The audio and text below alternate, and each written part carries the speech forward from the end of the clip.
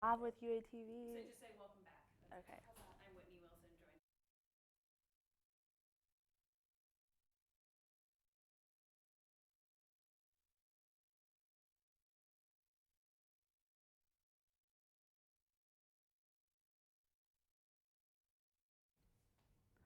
Welcome back. I'm Whitney Wilson, and I'm joined by Omar McLeod and Clive Pullen.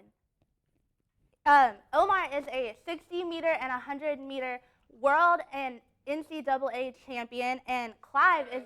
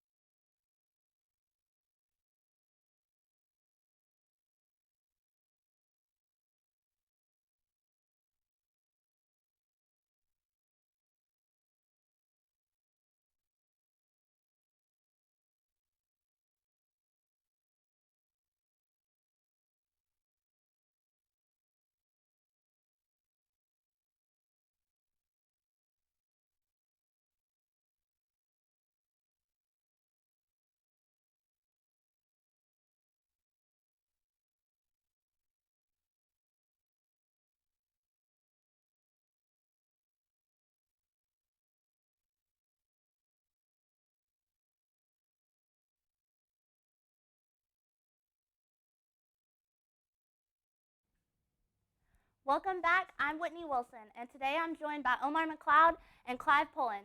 Omar is a Olympic hopeful in the 60 and 100-meter hurdles, and Clive Pullen is the NCAA champion in the triple jump. Both came to the University of Arkansas from the same high school in Jamaica. How did you guys meet?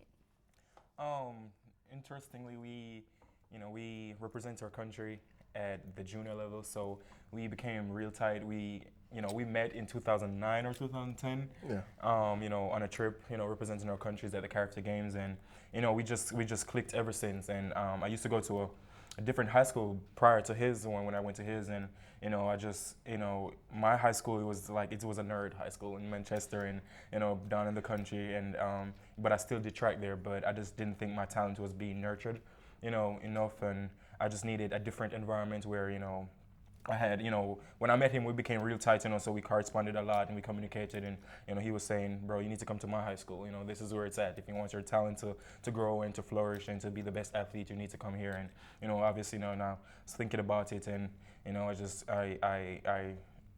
was, at that point, I really had to sacrifice. It was not about schoolwork, it was all about, yeah, it was about schoolwork, but obviously, I wanted my talent to grow, so I was like, I go here, I still can do my schoolwork and, grow as an athlete. And I just transferred, to his high school, and ever since, I stayed at his place. We just,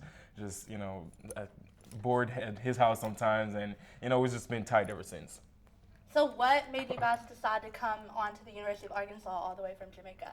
Well, first and foremost, I must say I really and truly believe that it was God in the midst of everything, the entire journey up until this current state. Definitely. And I was recruited from by several high school colleges in the United States, all SECs, all Division Ones, and which I visited most, and I came here on my first visit, and when I came here, I just knew it was home.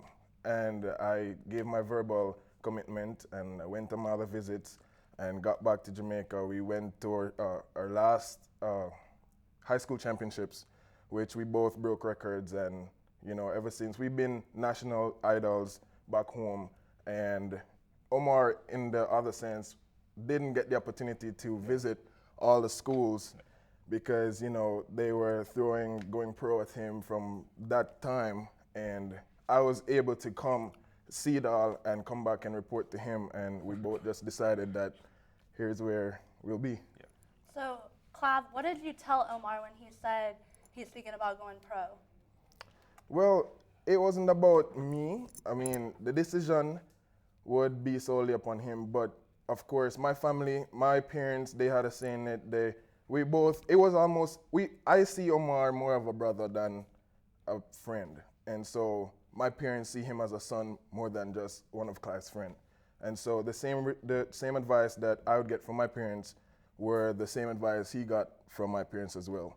And we always said from very tender age, track or extracurricular is just a side thing because, once you have it in your brain, it can't leave you. You could go outside, you could slip off a step, and that may just be the end of your career. Yeah, knock on wood.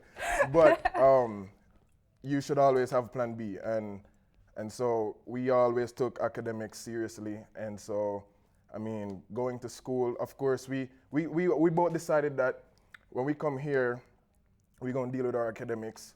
And when the opportunity presents itself, then we will move on to the next level. And so we just opted to come to university first and then allow professional track and field to wait a little bit. So now, Omar, you're a professional. What was that decision like to decide to come to the U of A? Yeah. As you said, I was being presented the opportunity to go professional in high school, but at that point, yes, I was contemplating it because, I thought, people, saw my ability and would help me nurture and grow as a professional athlete. But, it was so much to deal with. I was so confused and, all the wolves came in sheep clothing. I didn't know who to trust. They wanted me to go pro for the wrong reasons. They were trying to live off me, which was pretty sad. But thanks to the support of him, they were able to, and my aunt who passed away, she instilled in me because the original plan was for me to go to college before I ended up running fast and breaking all those records. And you got to think how my life changed tremendously after all that when people want me to go pro and everybody just being in my ears. But I really just had to trust my aunt. She was like, you need to go to college. Like, she didn't think I was ready. I didn't think I was ready physically because, for a professional scene, you have to be ready physically. I probably wasn't ready mentally because when I put my mind to something, I go after it, but not physically. You have to be fit to be and ready to be a professional athlete. So, I really had to, I ended up doing the last SAT, the last SAT. I signed up for it like today. And I do it like Saturday. Like that, I paid the late fee and did it. I passed it and, came here. And I just trusted my friend. He came, and Arkansas has a tradition of, our past students from our high school coming here and being successful, whether on track or, or in the book or whatever. So, I really just had to trust that, trust him.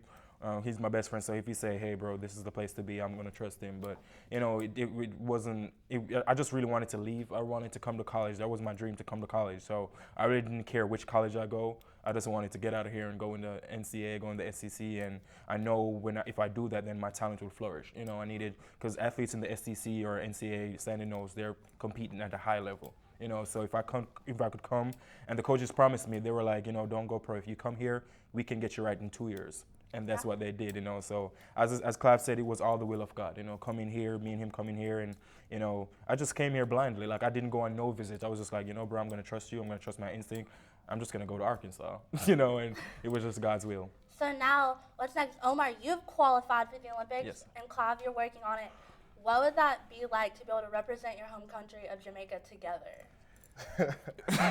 Well, this has been a constant discussion. Yes. Day in, day out. Both Omar and I, we made every single junior team possible. Yeah. Coming up to the ranks. Yeah. And last year, when Omar went to the World Championships, I was at home. Yeah.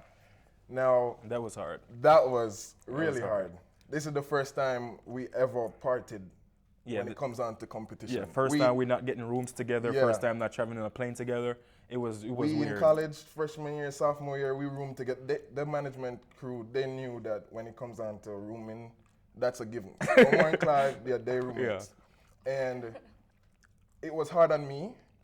I can speak personally. It was hard on me because I came here, we both came here basically on the same level.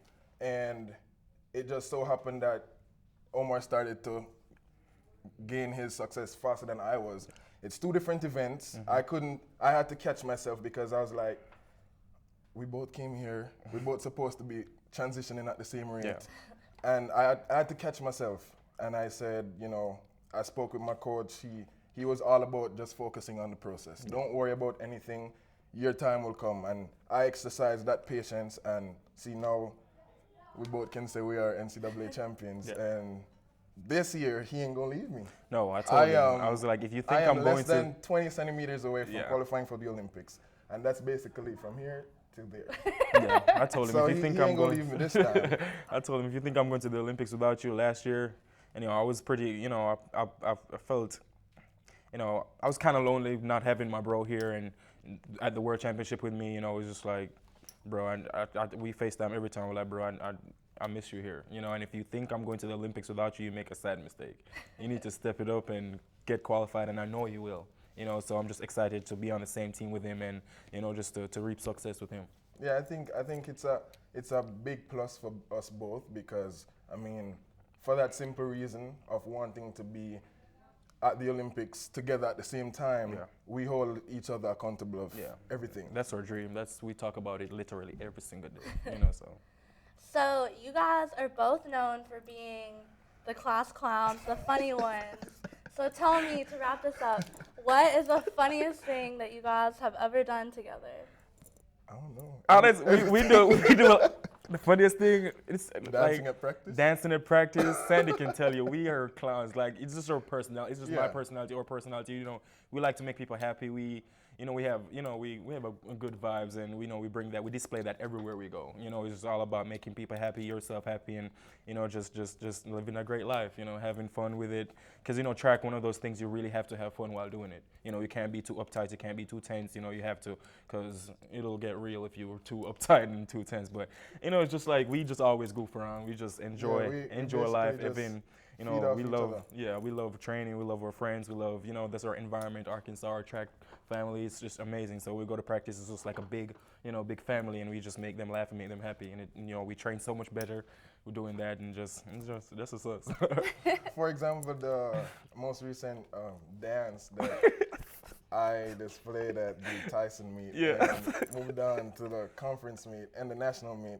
It was just us goofing around at practice. Just being and ourselves. That dance just came up, and with the excitement of getting a PR at the Tyson meet, my second meet of the season, it just came out, and I couldn't control it. It was just, whew. It was crazy. And they posted that on Facebook, Yes, and you got a lot of flack from that. Were you expecting that? I wasn't at the time. I wasn't expecting it, but whatever in life you do, people will talk. So I just come to the realization that not to pay attention to the critiques.